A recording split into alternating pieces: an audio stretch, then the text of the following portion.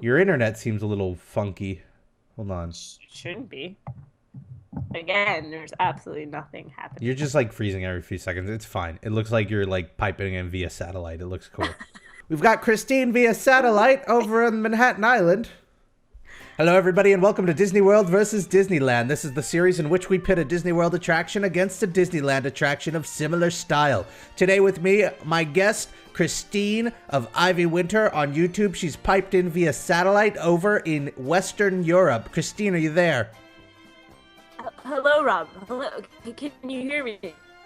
Now, just so you know, this is Disney World versus Disneyland. This isn't Disney World versus Euro Disney. So just because you're over there via satellite does not mean you need to use that as your experience. Do you understand?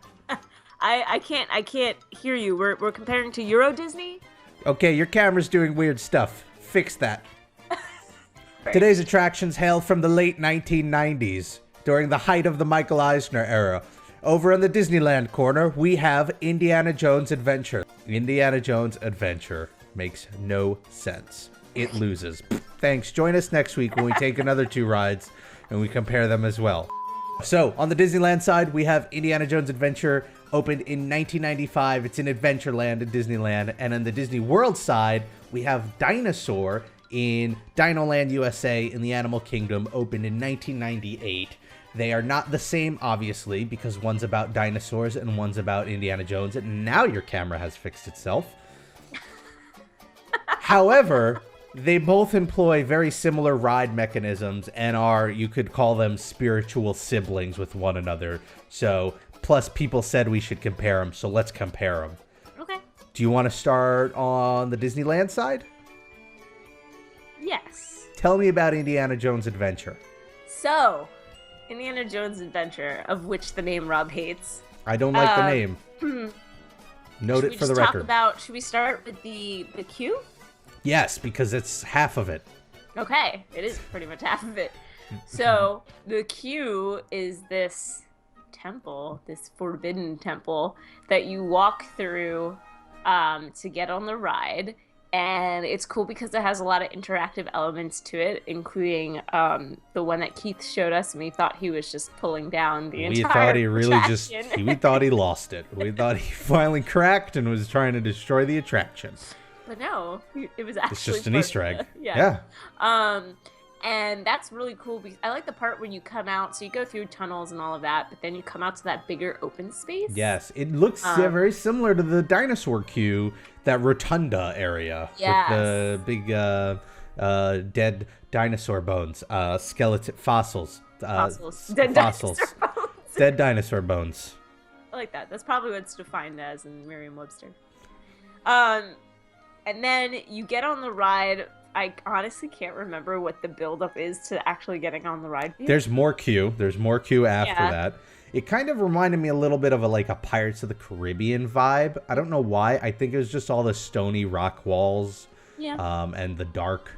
But yeah, you get on, and it's pretty immediate. Like you see Indy like that. Right. Yeah. Yeah, he's holding the door. He's trying to keep the spirits at bay, I believe. Yeah. And we go on a crazy adventure. Yeah. And pretty much the same ride vehicle as Dinosaur. Right.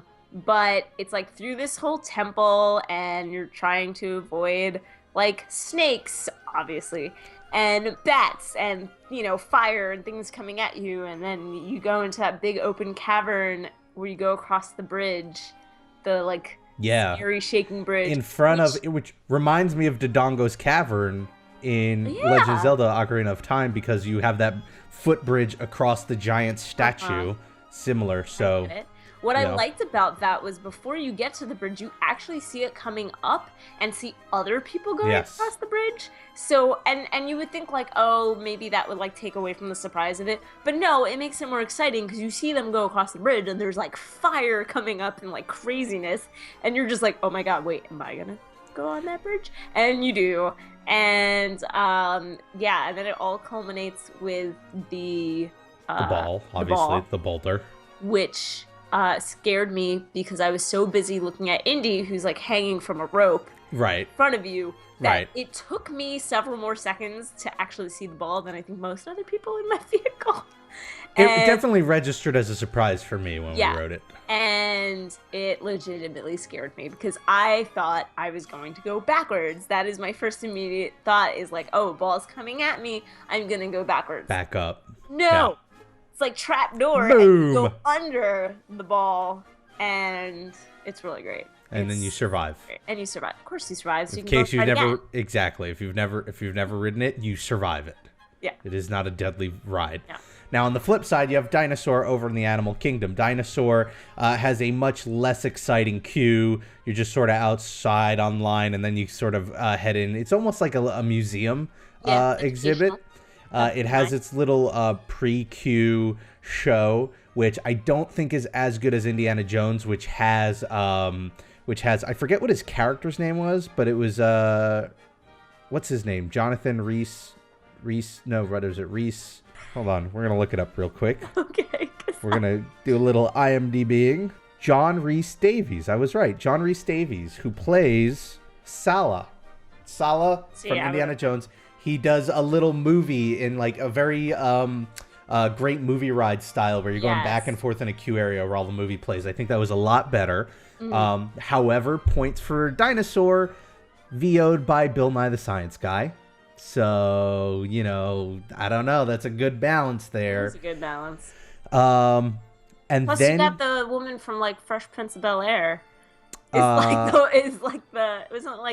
her? What's her name? Yes, that's right. Yeah. And then you get on the ride, and the whole premise of the attraction is you get sent to right before the extinction of the dinosaurs, and you're there to get your camera under control, Christine. It's doing it by itself. Right before the asteroid that wipes out the dinosaur hits the Earth, and you're there to collect a dinosaur, but of course you have a bunch of trouble, and you run into the scariest dinosaur ever. And similarly, you're, being thrown left and right in this vehicle. You're going on this crazy adventure. And then at the last second, rather than a giant boulder, you have the giant dinosaur that just pops out and scares you. And then it takes a picture of your face so that you could look embarrassed later. And then you are saved in the nick of time and you live another day. Both attractions get points for not actually killing guests. Yes. Or do they lose points for that? Depends on the guests, I guess. That's fair. Okay, so where do you stand? Which one wins and why? What do you like about one? What do you dislike about one? Yeah. So originally, I think when we left Disneyland, I had turned to you and I had said Indy had beaten out Dinosaur for me. Mm-hmm. But now that I'm thinking about it without that fresh, new experience, because I think sometimes that, right, you're excited. You're excited. It's the novelty. Right. I think Dinosaur actually wins. The reason why Dinosaur wins for me is because while I love Indiana Jones, and of course it plays off that nostalgia of the movies, I think Dinosaur is overall a scarier ride. I don't have a bell to ring. Boo! We win because we have the same exact thoughts on this attraction. Awesome. So I like to think of it as a thrill ride, and Dinosaur scares the crap out of me no matter how many times I go on it. And a lot of it has to do, I think, with the sound. Like, the sound is done so well. And, hearing the dinosaur, even when he's not in view, you can, hear him, stalking, the vehicle you're in. And the roar at the end when they take the picture. It's so loud and deafening that, it's pretty terrifying.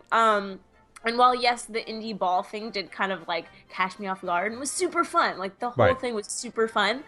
I feel more, exhilarated after Dinosaur, if that makes sense. It's just, I don't know, so much creepier and so much crazier. It feels more intense, and I feel like everything that's happening is more crazy because it's oh my God, we're all going to die in meteors. I agree 100%. Let me say, Indiana Jones has the queue going for it. It has a way better queue. I mean, just the idea music-wise, because it's Indiana Jones and theming, it's Indiana Jones. But I agree with you in that when I ride Dinosaur, even though I've ridden it so many times over the past, 20 years now. Wow, that ride's over 20 years old. Or it's coming up on 20 years old. I was scared when that dinosaur pops out. I get nervous. It's a combination of the audio, the darkness, the giant audio animatronics, just how shaky it is. Whereas like Indiana Jones, even though I didn't know what to expect on my first ride through, nothing felt like it caught me off guard. And to what you mentioned earlier, where you sort of see the car ahead of you, I would extend that to say, like, I felt this in a couple of Disneyland rides, I felt very aware that we were in a building. Like, I feel like you see a lot more of their surroundings. Yeah. Maybe it's because it was lit brighter, and so you could see. But it felt like, oh, this is a ride in a building. It almost reminded me, the Disney World equivalent, and I don't think a lot of people are going to remember this because it's old, would be World of Motion in Epcot when it was still around, and you would be in this big open space. So, whereas on Dinosaur, on the other hand, is very claustrophobic to a very effective extent, where it feels like I'm in a dense jungle and everything's bumpy, and like you said, it's dark, and so the audio allows the imagination to fill in a lot of those gaps. Whereas Indiana Jones, you see it, and I would guess I was just more aware on Indiana Jones that I was on an attraction than whenever I ride Dinosaur. And for that reason, even though I think Indiana Jones as a theme is better, Dinosaur wins it for me as the better ride. Cool. Sorry. So we're in agreement. Disneyland. Yeah, 2 points for Dinosaur. It's a shame because Indiana Jones has a great series of 3 movies behind it, and Dinosaur has one really lousy movie behind it. Yeah. So there you have it. Dinosaur versus Indiana Jones Adventure. Let us know in the comments below what you think is better. Just because we both like Dinosaur doesn't necessarily mean that's the case for everybody. If you want to suggest another 2 attractions for us to compare in the next episode, you could also leave it in the comments below, or you could let us know on Twitter. I'm at Rob Plays, and Christine. I'm at Ivy Winter YT. And if you want to watch one of her 400-part vlog series about her most recent trip to Disney World, you can check it out on her channel. And where can we find your channel, Christine? At Ivy Winter. When does the first 25 drop? I'm actually, well, I don't know when you're putting this video up. Next week. Okay. So I'm hoping that the first one will drop either this week or next week. Okay, great. So there you have it.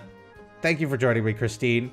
I hope the weather's all good over there in Western Europe. We're going to turn off the satellite now. Apparently, what's that? How much are we paying an hour for that? Cut it. It's over.